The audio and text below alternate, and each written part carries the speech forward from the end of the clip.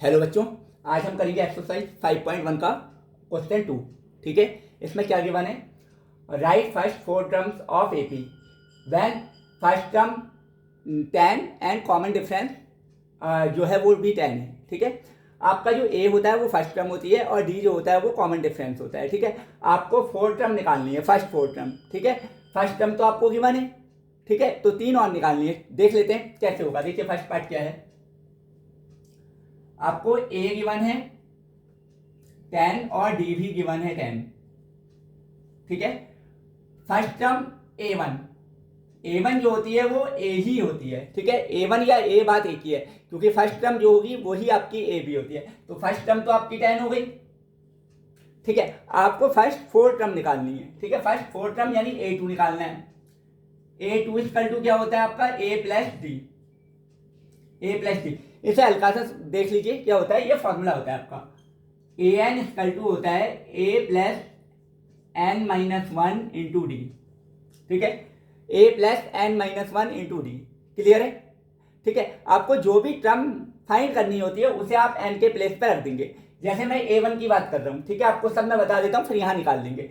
ए one कह रहा हूँ तो मैं अगर वन लगाता हूँ तो यहाँ वन आएगा एन के प्लेस पे। ए आपको मालूम है, देखिए एन के प्लेस पे अगर आप वन रखेंगे तो वन माइनस वन क्या हो जाएगा, जीरो। ठीक है, जीरो की अगर आप डी से मल्टीप्लाई करेंगे तो क्या आएगा, जीरो। तो इसका मतलब क्या हो गया, ए प्लस जीरो यानी आपका क्या हो गया, ए। इसलिए जो फर्स्ट टर्म होती है वो आपकी क्या होती है, वो ए ही होती है। सेकंड टर्म की बात करते हैं तो एक एन के प्लेस पे टू रखेंगे। टू रखेंगे तो आपका क्या हो जाएगा, A plus two minus one into D. Two minus one, two में से वन माइनस करेंगे क्या आएगा, वन। वन की डी से मल्टीप्लाई करेंगे तो डी आएगा। तो ये ए डी आ गया जो मैंने लिखा था। ठीक है, इसी फॉर्मूले में आपको लगाना होता है। जैसे आपका क्या है, ए थ्री है तो ए थ्री की जगह क्या हो जाएगा आपका ए प्लस एन की जगह पे आप थ्री लगाएंगे, three minus one into D यानी टू डी। क्लियर है?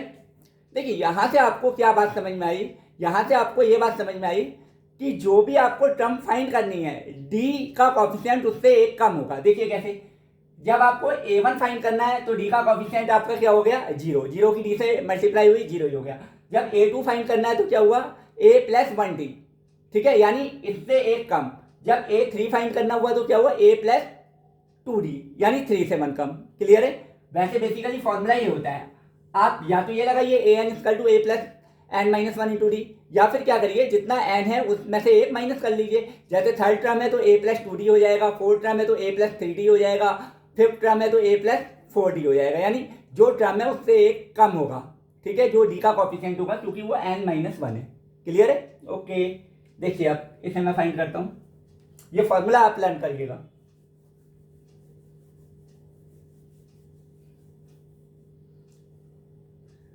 जब ए टू फाइंड किया तो ए की वैल्यू कितनी है आपकी, ए की वैल्यू 10 और डी की वैल्यू भी 10, तो आ गया आपका 20। क्लियर है?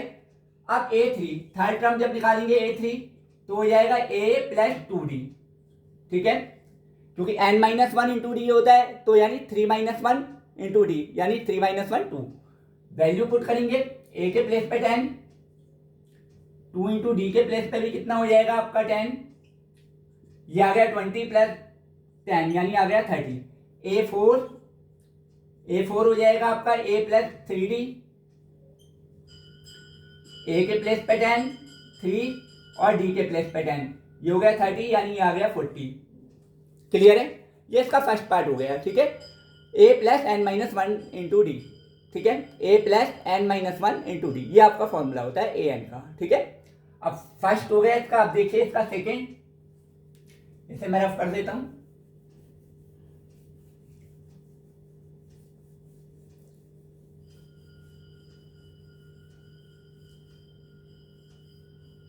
देखिए सेकंड में क्या है,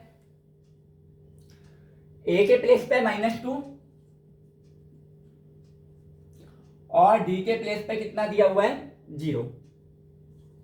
ठीक है, डी के प्लेस पे 0 है तो आपका क्या होगा, ए वन तो आपका ए ही है तो आपका क्या हो जाएगा, -2। ए2 फाइंड करेंगे तो क्या हो जाएगा, ए प्लस डी। ठीक है, ए प्लस डी तो इसका मतलब क्या हो गया, ए प्लस ए की जगह -2 प्लस 0 यानी कितना आ गया, -2। ठीक है। A3 जब आप फाइंड करेंगे तो हो जाएगा A प्लस 2D, ठीक है। तो A के प्लेस पे -2 है, प्लस 2 और D के प्लेस पे 0, तो ये भी आपका कितना आ जाएगा -2। क्लियर है। जब आप A4 फाइंड करेंगे तो होगा A plus 3D, A plus 3D, A के प्लेस पे -2 प्लस 3 और D के प्लेस पे 0, तो हो जाएगा -2, ठीक है।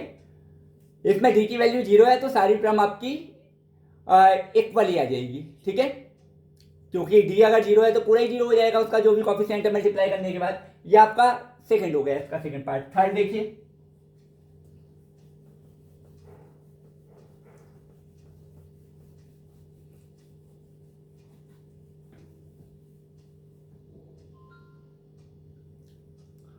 थर्ड पार्ट देखिए।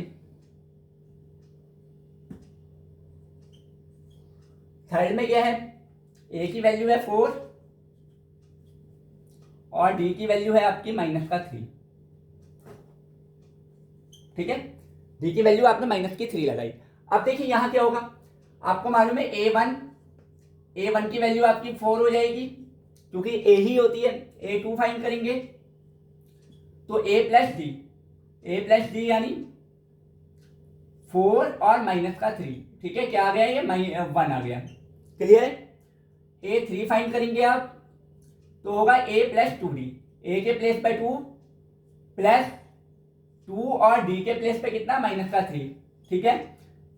4 और ये हो जाएगा -6, तो वैल्यू आ जाएगी आपकी -2, क्योंकि माइनस का ज्यादा है। क्लियर है। देखिए A4 आप फाइंड करेंगे A प्लस 3D यानी 4 प्लस 3 इंटू -3, 4 और माइनस का 9 हो गया और ये आ गया -5। क्लियर हो गया। इस तरीके से ये जितने भी पार्ट हैं सब ऐसे ही होंगे, ठीक है। बाकी 2 आप खुद करेंगे, ठीक है। मैं 3 पार्ट इसके मैंने कर दिए, 4 और 5 आप करेंगे, ठीक है। पॉइंट वाले में भी कोई प्रॉब्लम नहीं है, पॉइंट के नीचे पॉइंट रख के आप माइनस कर लेंगे। क्लियर है। Okay, thank you.